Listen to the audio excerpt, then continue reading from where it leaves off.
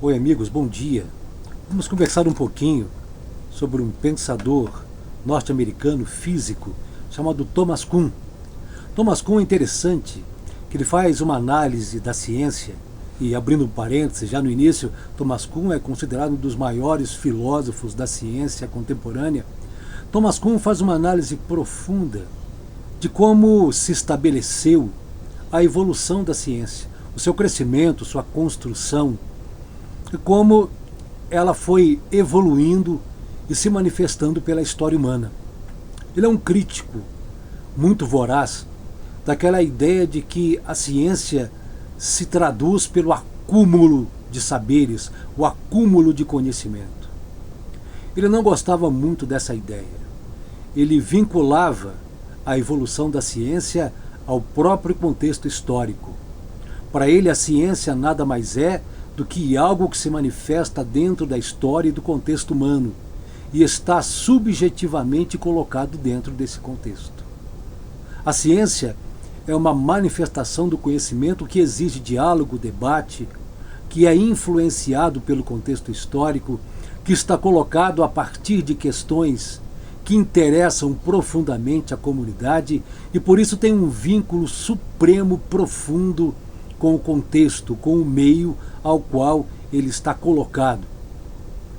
Thomas Kuhn fazia uma crítica também à ciência tradicional, que dava profunda importância aos cientistas, à celebridade, como se o conhecimento fosse algo que se estabelecesse de maneira mágica.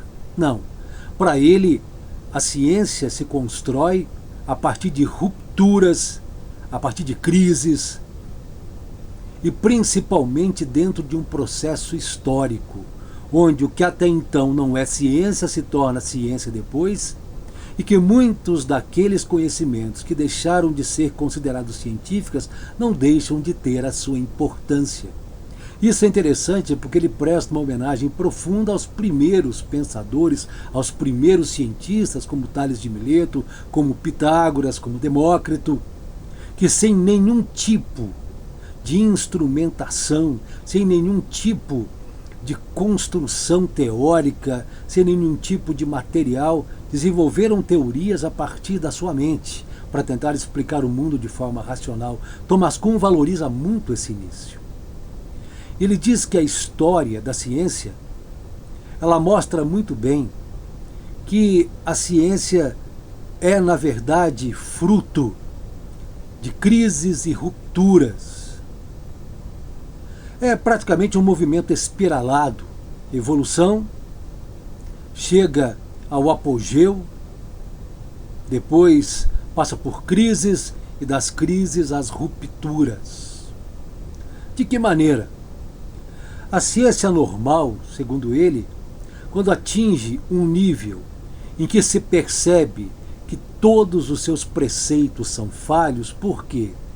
Porque o cientista estava num contexto histórico que não favorecia a elaboração de uma teoria um pouco mais evoluída, ou também não havia à sua disposição uma parafernália técnica, instrumentos tecnológicos capazes de dar para ele uma outra abordagem. Muitas das vezes a própria inabilidade em trabalhar aquele assunto faz com que surjam as crises. A crise é esse questionamento. A crise é olhar para aquele fato científico histórico, para aquela teoria e dizer, puxa, há algo errado aqui. Então, quando existe esse momento de crise, há um momento de ruptura. E com a ruptura surge um novo paradigma. A palavra paradigma, para Thomas Kuhn, é fundamental para entender toda a sua epistemologia, toda a sua filosofia da ciência. Ele diz que a ciência, ela trabalha em cima de paradigmas, em cima de modelos esses que são estabelecidos pelos cientistas, estabelecidos pelas descobertas históricas, estabelecidas pelo contexto histórico ao qual ela surgiu, mas que num determinado momento, esse paradigma, que praticamente pode ser colocado como um norte, uma bússola científica para aquela questão, deixa de ter a sua importância e passa a ser questionado. Por quê? Porque percebe-se que no atual contexto histórico ela não pode mais ser considerada como um paradigma, como algo que fundamenta o pensamento científico daquela questão. É o momento da crise, é o momento da ruptura.